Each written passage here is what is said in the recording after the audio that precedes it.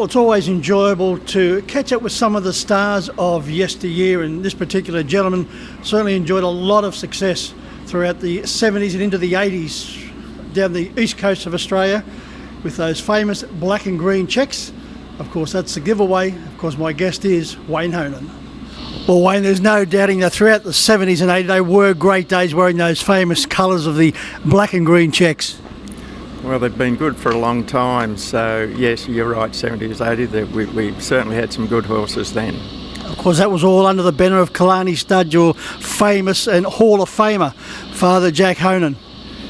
Yes, well, that's, I remember the first horse to go around that I saw was Double Adios, and he was in the 66 into Dominion at Harold Park. So from there, and he actually had the colours before that, so that's how long they've been going. Wayne, Fine Jade, a very talented filly, into a mare. Would she have been one of the first horses that really got the banner going? Well, that was the first. She was the first of the ones I trained. I think she won the 75 Queensland Oaks. So I'd only been training there for 6 or 8 months, and she was the second horse I actually won a race with. She won at Redcliffe along with another one called. The first winner I had, but I got a double that night at Redcliffe, and we used to make the trip each year to Queensland, probably for at least 25 years, through the late 70s, 80s and early 90s. During the peak of your powers, Wayne, 30 to 40 horses would have been under your care?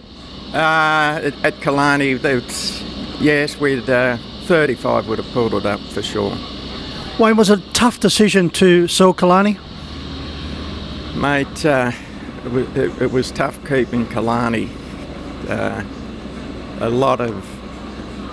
was a lot of expense, a lot of horses, and we'd cut down from 65 brood mares down to 40, 35, 20, and got down to 12. And then after Pa died, I looked after Mum and bought a house in Cowra and went there, so I'd been at it long enough. Wayne, at its time, it certainly was a state-of-the-art complex. Oh, it's very good. No, all the facilities were there, you know. We had a good swimming dam, a 5 furlong track, good paddocks, everything was there. But for me, it was just too far.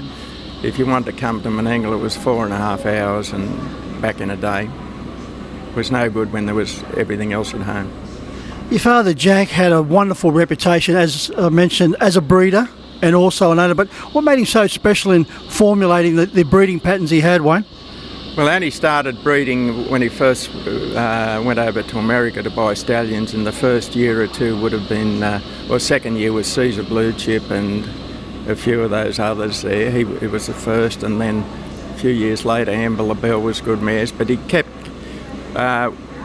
when he bred, he wanted to go to America and not buy horses out of claiming races for stud. So Caesar Blue Chip, he come across here and raced and won nice races and turned out a good stallion, as did Stature. You know, he had his problems, and 6 or 7 months behind the others was hard on him. But he turned out a good sire because he left Express Post, and she was super mare, and she's related to this girl tonight. She's the grandmother. Wayne, you enjoyed success up and down the east coast of Australia. If I mention horses, as you've already mentioned, some of them music teacher, For Dear Life, Stature, Express Post, Flight Path, Patusa. They must bring a smile to your face. Yeah, they were all good, and they were all homebred. So that's right. Express Post Dam, she was brought out of New Zealand, and the 3 generations now with Express Post, For Dear Life and Pelosi, and normally it doesn't go that long, so you know, you don't see that happen. 3 all Group 1 winners, so whether it'll go another generation when this one goes to stud, I don't know. Wayne, your outstanding career in the sulky and as a trainer came to an abrupt end, very disappointing end. Well, I had I went to Anna's place 4 years ago. It was this in 17, just for Christmas for a few days, and she wanted me to drive a horse. Anyway, I ended up in a strain of posts and a fence, and smashed all my left side down and leg and different parts. So I still haven't. I've got a trainer's license, but I still haven't trained one of those yet. You've mentioned this girl and you've mentioned Anna. This girl we're talking about is Pelosi. Now, first of all, how did you get the name Pelosi? Well, the mother's for dear life, and Pelosi I thought was by American Ideal, and Nancy over there, she's she goes for dear life to give she's a good politician and she's doing her best, and it's a nice name. It rolls off the tongue. You've got to have that. The trainer Anna Woodmancy, Wayne, works in an office in a high school. She's only a hobby trainer. How did that association come about that she ended up with Pelosi? Well, as I said, I used to make the trips, say from 78, 80s and 90s, and Anna used to help Graham Bowyer, and I'd stay on the track. So that's when I first met her, and then a few years, or 10 years ago or so, she had 6 months at Canowindra, and I went up to visit there 4 years ago, and as I said, I drove a horse and got smashed up, but had planned to have Pelosi in the APG. She was in the Brisbane sale, and she was an on-sale entry. I thought she'd be the goods, and the plan was to go there and prepare her for that race, and as it turned out, it worked out well. Wayne, we're having this conversation prior to Pelosi going around tonight. She's won 2 titles here at Club and Angle. This is a track that does suit her.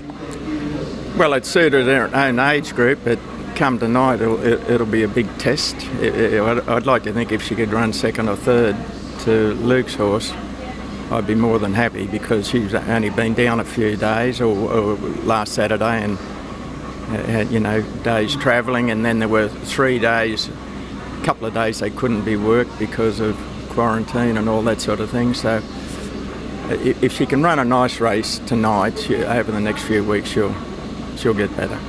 And what's the plans going ahead, Wayne, with the Moorooka Mile Carnival upcoming? Well, there's lead-up mares races, and to see how she goes. But it's a big jump from age races to open company. But as I said, she's got the speed. I think she can follow any sort of speed if she gets a nice trip, and she'll improve. Wayne, out of those wonderful horses that you have driven, wearing those famous colours, which one remains very special to you? Mate, they're all special, because Ardstraw was a beautiful horse. Wayne Lamb broke him in. He raced from 2 till about 7, raced in an Inter-Dominion, ran third in an Inter-Dominion. Music Teacher was good. A really nice horse that come out of New Zealand that Wolfie had for par. He broke it in over there. It was My Glengower, and he was a really good super fellow. But he was plagued throughout his career with leg problems, but I think he only ever lost one out of 12 or 13. He was lovely. Well, Wayne, it's been great to catch up with you, having a little trip down memory lane with so many of those wonderful horses that you have been associated with. Continued success with Pelosi, and it's been great catching up with you, Wayne. It's a pleasure. Thank you.